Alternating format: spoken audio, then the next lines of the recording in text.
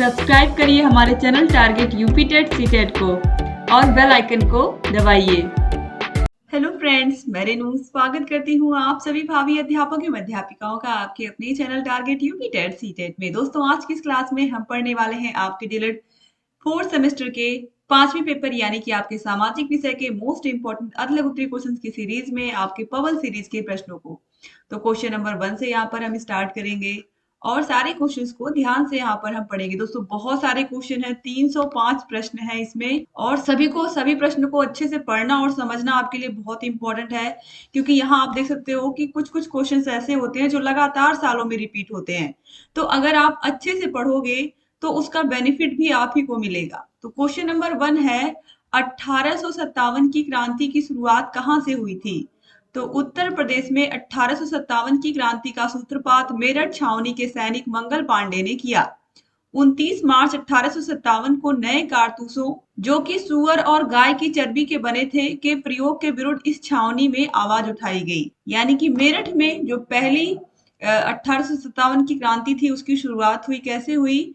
जो मुस्लिम भाई थे उन्होंने सुअर के बने हुए जो एक तरीके से कारतूस थे उसको एक तरीके से उसको मुंह से लगा के खींचना होता था, तो उसको उन्होंने कहा कि हम ये नहीं करेंगे। और सेम वही चीज हिंदुओं के लिए, जो कि गाय बहुत पवित्र मानी जाती है, तो गाय की चर्बी के बने हुए चीजों को वो कैसे अपने मुंह से खींचते पकड़ के। ठीक है, तो इस तरीके से यहाँ पर एक तरीके से अंग्रेजों का विरोध इसी वजह से शुरू हुआ। एक तरीके से सैनिकों ने ही इसकी शुरुआत की और इस वजह से दोस्तों मंगल पांडे ने एक अंग्रेज की हत्या कर दी, अधिकारी की हत्या कर दी, जिसकी वजह से उन्हें फांसी की सजा दे दी गई थी। ठीक है, और यहीं से जो क्रांति है उसकी शुरुआत हो गई थी। क्वेश्चन नंबर 2 है, वेदों की ओर लौटो, ये नारा किसने दिया? बहुत इंपॉर्टेंट प्रश्न है। वेदों की ओर लौटो, ये नारा किसने दिया? तो ये नारा स्वामी दयानंद सरस्वती जी ने दिया। क्वेश्चन नंबर 3 है, जलियांवाला बाग हत्याकांड कब और कहां हुआ था? तो जलियांवाला बाग हत्याकांड 13 अप्रैल 1919 को अमृतसर में हुआ था, जहां पर जनरल डायर ने क्या किया था, यहाँ पर एक सभा हो रही थी और उन्होंने सभी के ऊपर गोलियां चलवा दी थी। यहाँ पर बहुत ज्यादा निर्दोष लोगों की जान गई थी और एक तरीके से दोस्तों ये अंग्रेजों द्वारा किया गया बहुत ज्यादा एक तरीके से कह सकते हैं कि बहुत ही भीभत्स घटना थी, क्योंकि बहुत सारे लोग, जितने भी रास्ते थे जिनसे लोग निकल सकते थे, वहां पर अंग्रेजों ने अपनी तोपें रखी थी, वहां से वो गोलियां चला रहे थे, जिससे बहुत सारे लोगों की, निर्दोष लोगों की जान चली गई थी। क्वेश्चन नंबर 4 है, गांधी जी ने असहयोग आंदोलन किस वर्ष प्रारंभ किया था? तो गांधी जी ने असहयोग आंदोलन अगस्त 1920 में शुरू किया था। ये बहुत इंपॉर्टेंट प्रश्न है। और गांधी जी ने असहयोग आंदोलन वापस क्यों ले लिया था? क्यों वापस ले लिया था? क्योंकि 1922 में गोरखपुर के पास चौरी चौरा नामक स्थान पर एक तरीके से वहां भी एक घटना हो गई थी और जहां पर कुछ पुलिस वालों को स्थानीय लोगों ने पुलिस स्टेशन में बंद करके आग लगा दी थी। ठीक है, और जिसकी वजह से एक तरीके से जो आंदोलन था ये हिंसक हो रहा था और गांधी जी का एक ही उद्देश्य था कि अहिंसा से ही हमें देश को आजादी दिलानी है, हिंसा नहीं करना है। इस वजह से उन्होंने असहयोग आंदोलन को वापस ले लिया था। और असहयोग का मतलब क्या? सहयोग का मतलब किसी की मदद करना, आप सभी को पता है, और असहयोग का मतलब है कि मदद ना करना, यानी कि अंग्रेजों की किसी भी प्रकार से सहायता ना करना, यही था असहयोग आंदोलन। क्वेश्चन नंबर 5 पे आते हैं, भारत छोड़ो आंदोलन कब प्रारंभ हुआ? तो भारत छोड़ो आंदोलन 8 अगस्त 1942 को वर्धा में कांग्रेस की कार्य समिति में पारित प्रस्ताव से प्रारंभ हुआ था। क्वेश्चन नंबर 6 पे आते हैं, उत्तर प्रदेश में लोकसभा व राज्यसभा की कितनी सीटें हैं? ये बहुत इंपॉर्टेंट प्रश्न है। तो लोकसभा की 80 सीटें हैं। इसी वजह से कहा जाता है कि अगर प्रधानमंत्री की कुर्सी लेनी है तो उत्तर प्रदेश में अधिक से अधिक सीटें जीतनी होंगी। 80 सीटें हैं दोस्तों हमारे अकेले उत्तर प्रदेश में लोकसभा की, और राज्यसभा की 31 सीटें हैं। ये बहुत महत्वपूर्ण है। क्वेश्चन नंबर 7 है, चिपको आंदोलन का किस क्षेत्र में महत्वपूर्ण योगदान रहा है? तो पर्यावरण सुरक्षा यानी कि वनों को बचाने में, पेड़ों को बचाने में इस आंदोलन का बहुत अधिक योगदान रहा है। इसमें होता क्या है, चिपको नाम से ही पता है कि चिपकना है, यानी कि जब कोई पेड़ काटने आता था तो वहां के स्थानीय लोग उस पेड़ को घेर करके उस पर चिपक जाते थे और उनको काटने से बचाते थे। तो ये दोस्तों एक तरीके से पर्यावरण सुरक्षा के क्षेत्र में चिपको आंदोलन का बहुत बड़ा योगदान रहा है। 2016 और 2023 में पूछा हुआ प्रश्न है। क्वेश्चन नंबर 8 है, विश्व ओजोन दिवस कब मनाते हैं? तो विश्व ओजोन दिवस 16 सितंबर को मनाते हैं। क्वेश्चन नंबर 9 है, उत्तर प्रदेश में सबसे न्यूनतम जनसंख्या वाला जिला कौन सा है? सबसे न्यूनतम जनसंख्या घनत्व यानी कि प्रति वर्ग किलोमीटर में सबसे कम आबादी किस जिले में रहती है? तो वो है ललितपुर जिला, उत्तर प्रदेश का ललितपुर जिला, जिसमें जो जनसंख्या घनत्व है वो सबसे कम है, यानी कि प्रति वर्ग किलोमीटर में सबसे कम लोग रहते हैं, सबसे कम लोग रहते हैं। ठीक है। क्वेश्चन नंबर 10 है, भारत कला भवन कहाँ स्थित है? तो भारत कला भवन काशी हिंदू विश्वविद्यालय यानी कि बीएचयू में, एक तरीके से कह सकते हैं, कहाँ स्थित है? बनारस में स्थित है। 2023 में पूछा हुआ प्रश्न है। क्वेश्चन नंबर 11 है, सूचना का अधिकार भारत में किस वर्ष लागू किया गया? तो वर्ष 2005 में लागू किया गया। 2022 और 2023 में लगातार पूछा हुआ प्रश्न है ये। क्वेश्चन नंबर 12 है, लिंगानुपात से क्या तात्पर्य है? तो किसी भी क्षेत्र के प्रति 1000 पुरुषों पर महिलाओं की कितनी संख्या है? प्रति हजार पुरुषों पर जो महिलाओं की संख्या होती है वही कहलाती है लिंगानुपात। अब 943 है कि 944 है कि कितनी है, यानी कि प्रति 1000 पुरुष पर हमारे देश में कितनी महिलाएं हैं, यही होता है लिंगानुपात। तो इस तरीके से कह सकते हैं कि लिंगानुपात से तात्पर्य किसी क्षेत्र विशेष में पुरुष एवं स्त्री की संख्या के अनुपात को कहते हैं। हालांकि ये जो अनुपात है ये हमेशा 1000 होना चाहिए अगर एग्जैक्ट और सही की बात करें हम, लेकिन हमारे देश में जो लड़कियों की संख्या है वो धीरे धीरे घटती ही जा रही है, बढ़ नहीं रही है। बहुत ही कम जगहों पर आप देखने को मिलेगा आपको कि बढ़ रही है, बहुत कम राज्यों में। तो 2019, 2022, 2023 में पूछा हुआ प्रश्न है ये। क्वेश्चन नंबर 13 है, भारत में पवन ऊर्जा के उत्पादन में भारत का कौन सा राज्य अग्रणी है? यानी कि पवन ऊर्जा,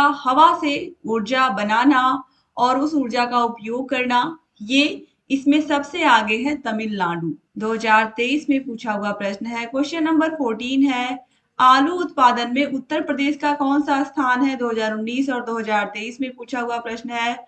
तो आलू उत्पादन में उत्तर प्रदेश का प्रथम स्थान है। क्वेश्चन नंबर 15 है, रामकृष्ण मिशन की स्थापना किसने की थी? तो रामकृष्ण मिशन की स्थापना स्वामी विवेकानंद जी ने की थी। 2023 में पूछा हुआ प्रश्न है दोस्तों। और रामकृष्ण मिशन की स्थापना किसने की थी, ये बहुविकल्पी प्रश्न भी पूछा हुआ प्रश्न है। क्वेश्चन नंबर 16 है, ब्रह्म समाज की स्थापना किसने की थी? तो ब्रह्म समाज की स्थापना राजा राम मोहन राय ने की थी। इसको काट के आप सही कर लीजिए, राजा राम मोहन राय ने की थी, राजा राम मोहन राय ने की थी। और सती प्रथा का अंत भी इन्होंने ही किया था। ठीक है। और दयानंद सरस्वती जी ने किसकी स्थापना की थी? तो दयानंद सरस्वती जी ने आर्य समाज की स्थापना की थी।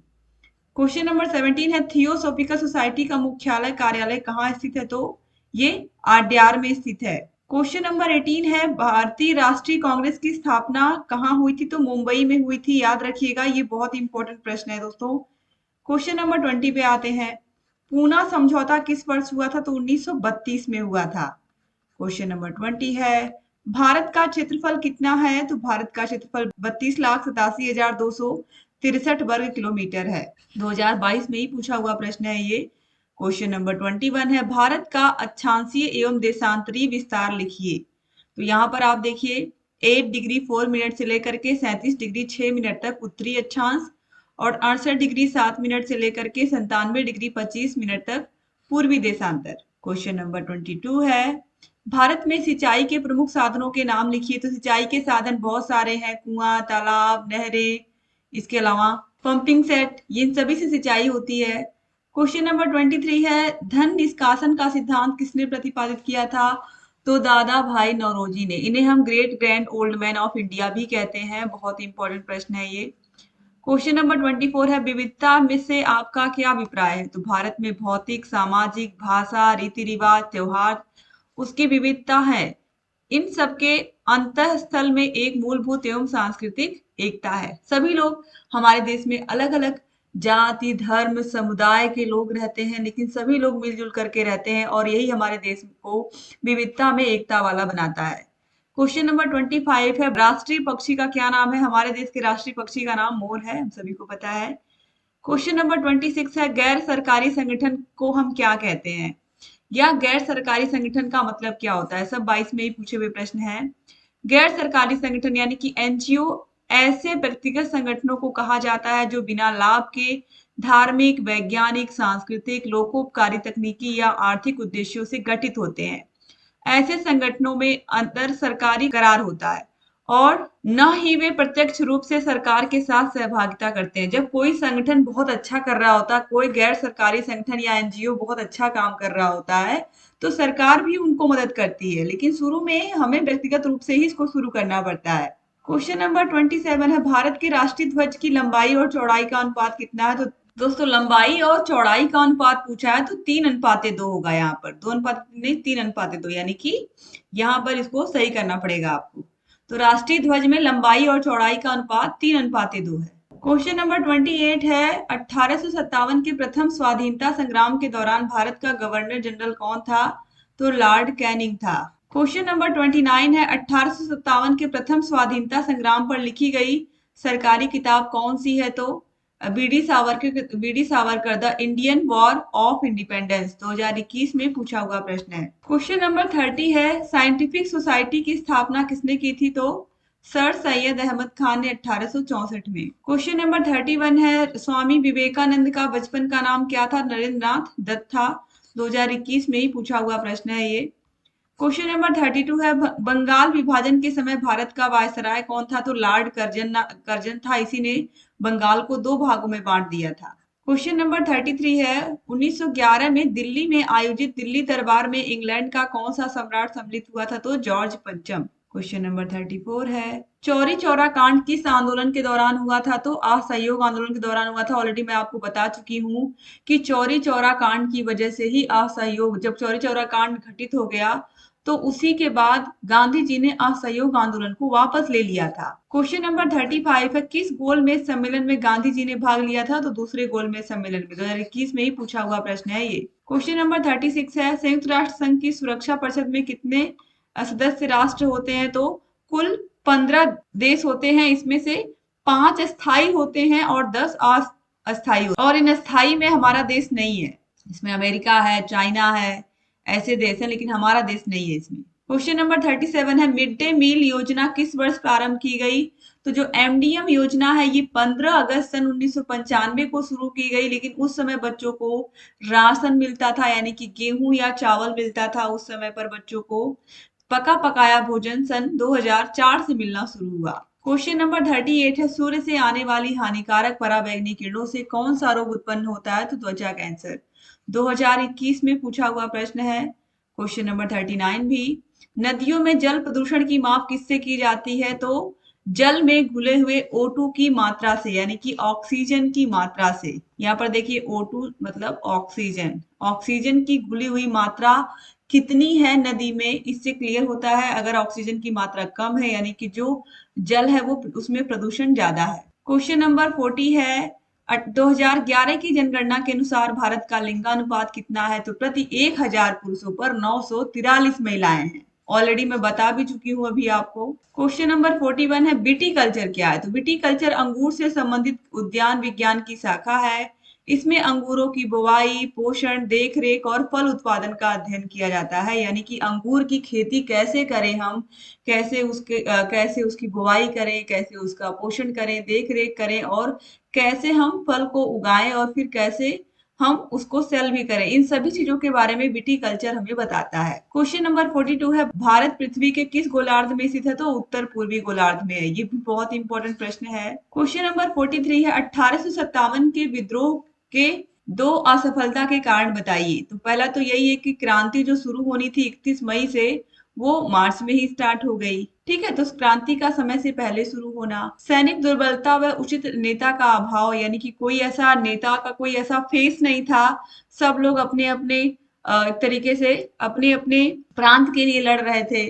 आवागमन और संचार के साधनों का भी अभाव था और आर्थिक कठिनाई भी थी। क्वेश्चन नंबर 44 है, ब्रह्म समाज के मुख्य सिद्धांत बताइए।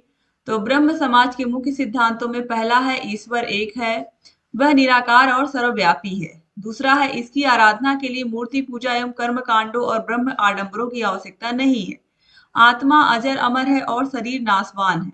मनुष्य को अंधविश्वास और कट्टरता को त्याग कर मानवतावादी सार्वभौमिक सिद्धांत को स्वीकार करना चाहिए। क्वेश्चन नंबर 45 है, जेट धारा किसे कहते हैं?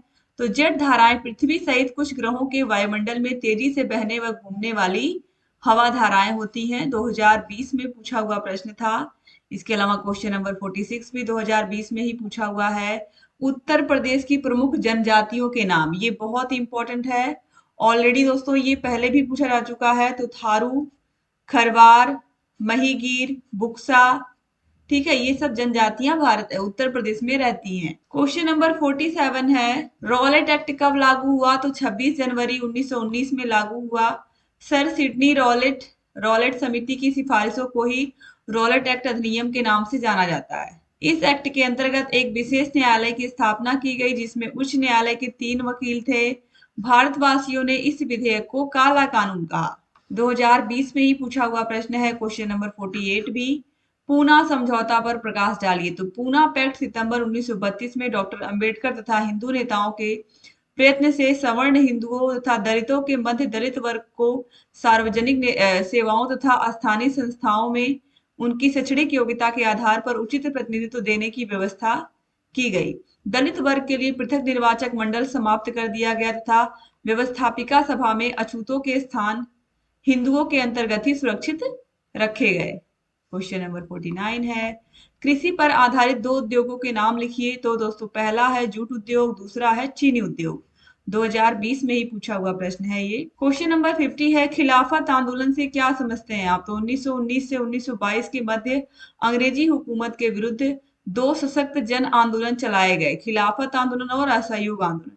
खिलाफत आंदोलन भारतीय राजनीति से प्रत्यक्ष रूप से संबंधित नहीं था, किंतु इसे भारतीय स्वतंत्रता आंदोलन को एक उपयोगी पृष्ठभूमि प्रदान की। अंग्रेजों के विरुद्ध हिंदू मुसलमान एकता को प्रोत्साहित करने में इसकी प्रमुख भूमिका थी। किसकी? खिलाफत आंदोलन की। क्वेश्चन नंबर 51 है, नेहरू रिपोर्ट कब प्रस्तुत की गई? तो 1928 में, अगस्त 1928 में। क्वेश्चन नंबर 52 है, कानपुर का लाल इमली किस उद्योग के लिए प्रसिद्ध है? तो ऊनी वस्त्र उद्योग के लिए। 2020 में ही पूछे हुए ये सब प्रश्न है, आप देख सकते हो। क्वेश्चन नंबर 53 है, प्रथम गोलमेज सम्मेलन कब से कब तक चला? तो नवंबर 1930 से जनवरी 1931 तक चला था प्रथम गोलमेज सम्मेलन। क्वेश्चन नंबर 54 है, व्यक्ति के कानों के लिए सामान्य ध्वनि तीव्रता कितनी होती है? तो 40 से 50 डेसिबल तक की ध्वनि जो मानव कान है वो आराम से सुन सकते हैं।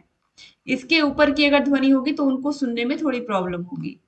क्वेश्चन नंबर 55 है, अस्पृश्यता का अंत किस अनुच्छेद में वर्णित है? तो अनुच्छेद 17 में।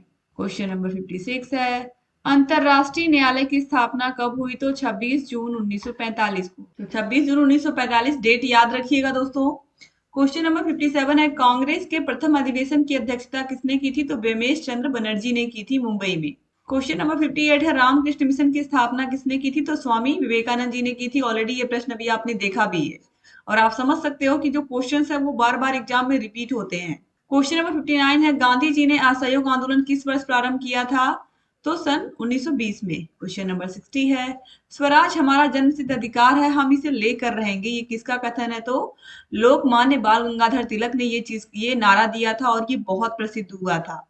2019 में ही पूछा हुआ प्रश्न है। इस तरीके से दोस्तों टोटल 60 क्वेश्चन आप लोगों ने कंप्लीट कर लिया दोस्तों। तो इस तरीके से भी हम 5 पार्ट में इन सारे क्लासेस को देखने वाले हैं, क्योंकि यहाँ पर मैंने 60 क्वेश्चंस को कंप्लीट कराया है।